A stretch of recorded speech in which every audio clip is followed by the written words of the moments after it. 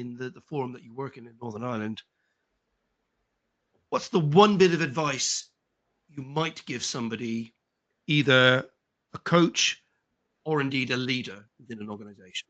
Give advice. Know your purpose. I think if there's one thing, I watched the among many other things that you've done, Tony, obviously, the interview you did with Robert, and you saying about that, you know, that his hand on your shoulder and go, you know, what's the purpose? If there's one thing I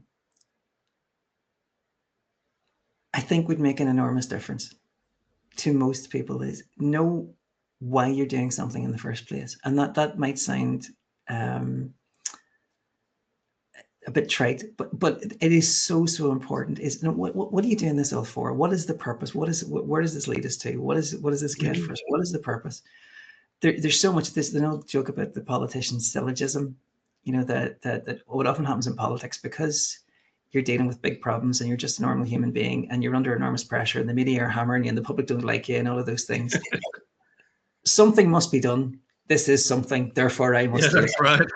and everything is very short term, and you see that happen again and again. But I think it's a lot of the pressure of life for all of us. It's not just politics or public service. In business, in life, for most of us, we all seem to have less and less time because things like this kind of drag our attention at all times, and everybody else is leading a much better life than us, and everything is. But if you stop for a moment and know your purpose, I mentioned Viktor Frankl, and he's an absolute inspiration for a lot of what we do. But that whole idea in Man's Search for Meaning, that when you get right down to it, people ask, what is the meaning of my life? Without recognizing it is to you, the question is directed. That if you can give yourself purpose and meaning and what is it I'm trying to do, everything else will generally follow.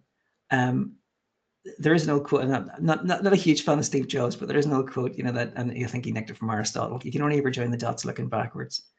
I certainly haven't planned to get to where we are now. That was never but I always kind of knew why we wanted to do what we wanted to do, which meant that when opportunities came, you knew what to say yes to, because this was the purpose. This is what we were trying to do.